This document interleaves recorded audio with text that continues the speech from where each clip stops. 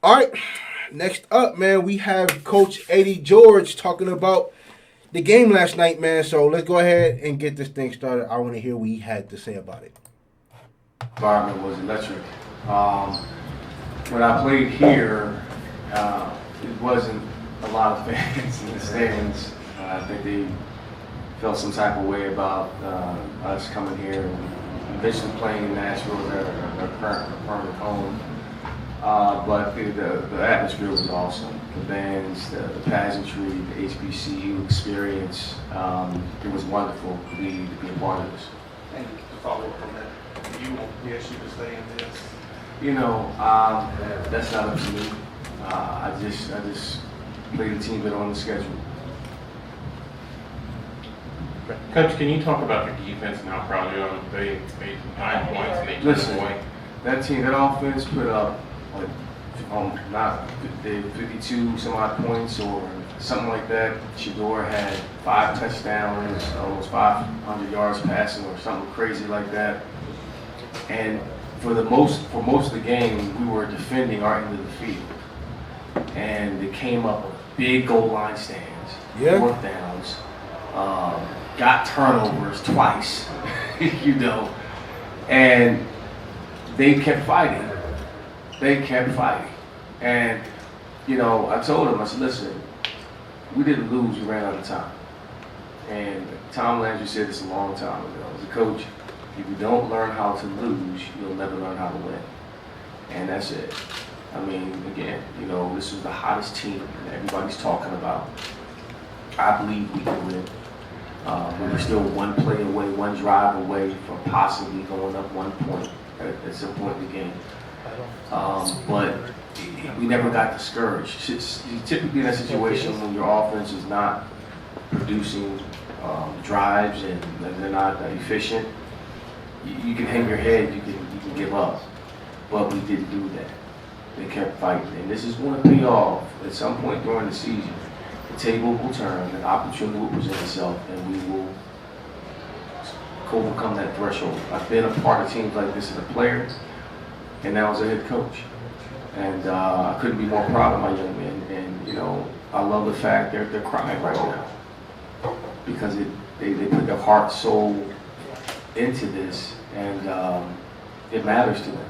So we're going to fix what we have to fix, and we're going to learn from it, lick our wounds, and set our sights on next week. And then we go into our conference play. And that's where our goals are. The goal, at the end of the day, right, regardless of who you have on your out-of-conference schedule, regardless, the important part of your schedule is conference. Because your number one goal headed into the season is of course, to go 1-0 every week. But your main goal is to win your division, win your conference, get that chance to go into the NCAA playoffs. And those 2 ranked opponents that Tennessee State just played, they played them both very tough.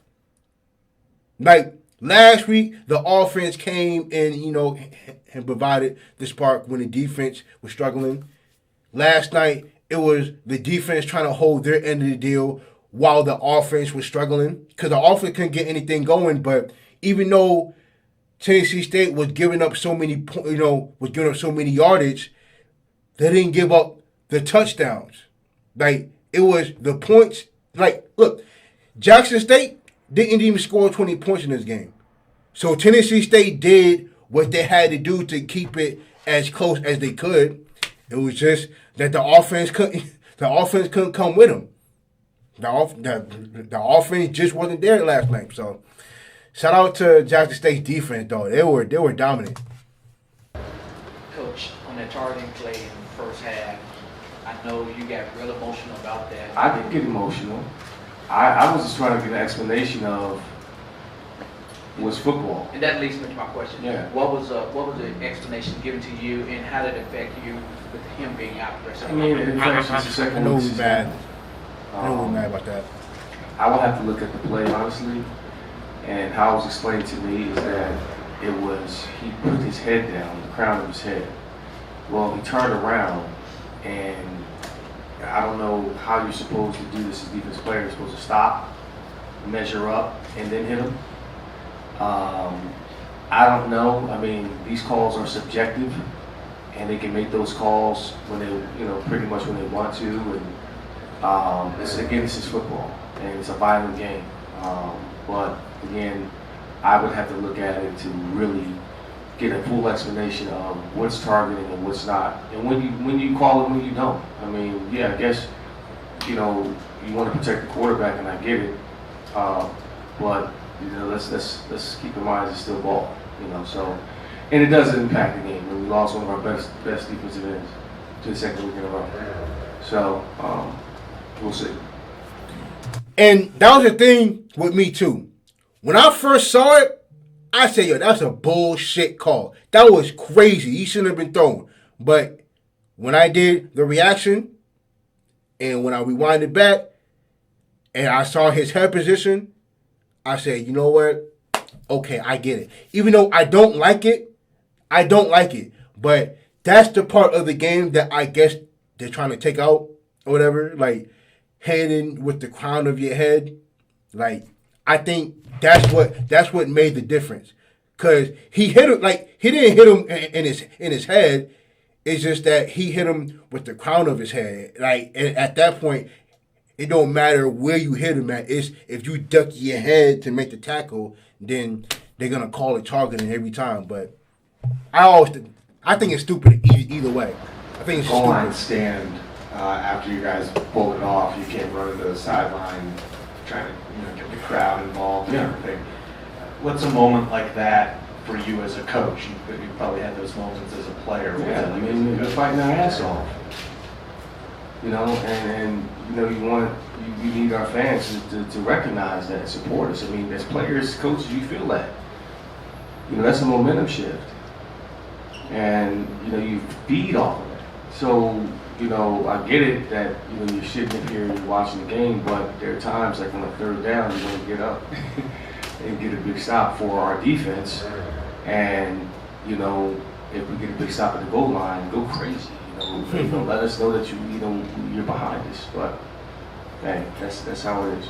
And then just to follow up, you sort of referenced this on Friday at the luncheon, but if you compare the product you put on the field this year to what you had last year, how much better do you feel about where you're going week 2 of year 2 compared to week 2 year 1? I feel good about it.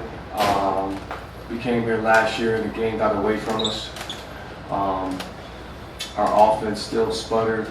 I was hoping to see more progress there. But my hat goes off to their defense, to their scheme. They did a great job of neutralizing DJ in our run game, the quarterback run game. And they mixed it up. Once we got behind the chains, they just pinned their ears back and they pass rushed. But if I compare this year to last year, we'll have a full year. We train hard, we work hard, we're setting our culture. And we just have to be mindful that the rest of the season is still ahead of us. We still got a lot of things we can accomplish and we will accomplish with the right mindset, with the right speech, the right thoughts, the right approach. And we grow from this. I mean, listen, we try to play a physical brand of football. And I was really proud of the way my guys came out and played with passion, tenacity, and physicality, and restraint. But there's some areas, discipline-wise, penalties we gotta clean up on. We don't preach holding, we teach, our 3 T's, in terms of blocking, and that's what we have to do. So that's that. You talked a lot about the defense. What was the game plan coming in against Sanders? You keep him out of the end zone for all but one play. You're very effective. Yeah, Brandon did a nice job. The defensive side did a nice job this week. Put the game plan together, just getting pressures from different sides. Understanding that he's surgical in the pocket. It's tough to get to him in terms of getting sacks on him. He's big, he's strong, he's very efficient in the pocket. He knows where to go, where his pressure is coming from. He knows where to go. So defensively, we knew it was going to be a bend but don't break type of mentality. He's going to take what the defense gives you. If the check down is there, he's going to take that. If the out is there, he's going to take that. If the screen is there, he's going to take that. And everything is about moving the chains and doing a nice job of keeping our defense on the field and wearing them out. From a conditioning standpoint, they had 81 plays of offense to our 60. Woo! So yeah, wow, they did a very nice job of that.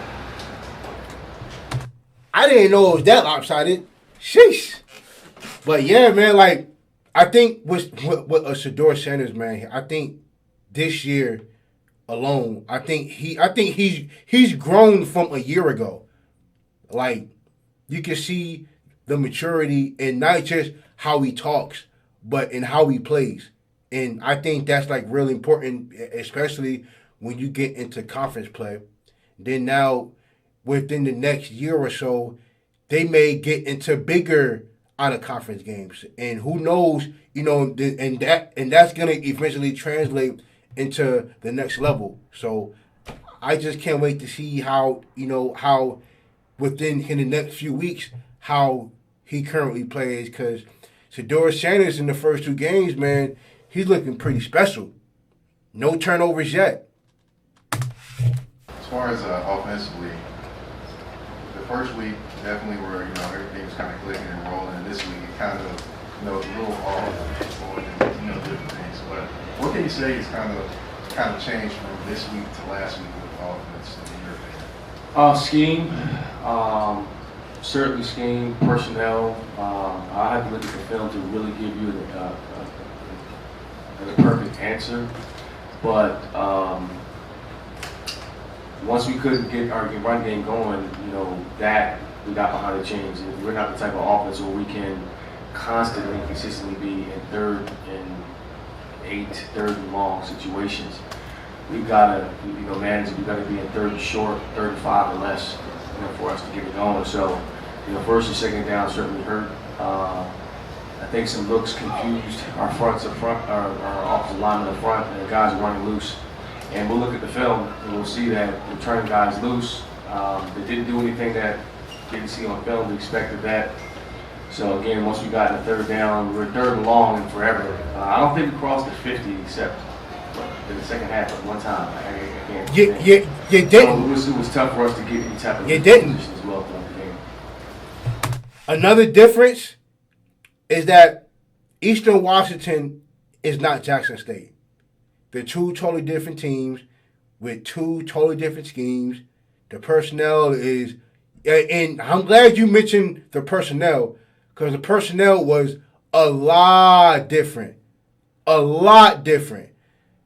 Like, I know he couldn't say it, but I think I knew what he was trying. I knew he wanted to say. Eastern Washington is not Jackson State. Jackson State ain't Eastern Washington. That was the difference. Coach, despite your quarterback taking 8 sacks tonight, it seemed like he was resilient and he didn't really give up on trying to get the team back in the game. What does that say about him in your eyes? Well, DJ's tough. He's one tough kid, and he's passionate about the game, and it was frustrating for him. Anytime he gets sacked 8 times, it can be really discouraging. So we're going to have to figure that out as a staff, how to protect him better, how to block better, how to teach, how to coach these kids up better. But not have him being to lose his confidence. That's the number one thing for me, is to keep his confidence going. And, when we played him against Austin Peay, I saw the same things, a resilient young man, so he'll bounce back from this. Okay, last question, Coach. Hey, Coach, I know you've listed the home team, man, but next week we get to play in Nashville.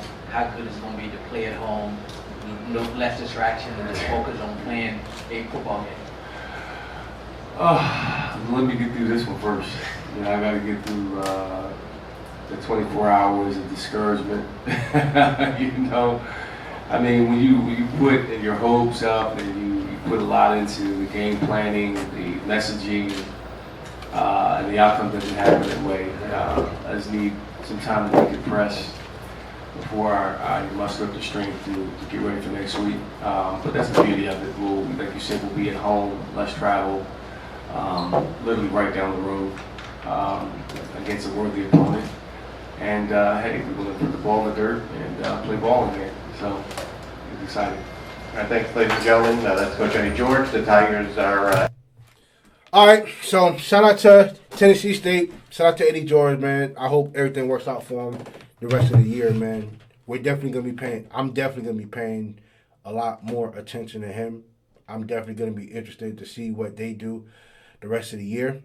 When that game versus A&T and North Dakota State come out, we're gonna have a lot of things to say about that, cause man, that was dog. That was bad. That was bad. Oh my God. But yo, I can't wait, man. I'm getting ready to pack my bag soon. You know what I'm saying? I'll be out there in Mississippi within the next 4 days or whatever. So we'll catch y'all, man. I'll catch y'all. See y'all later.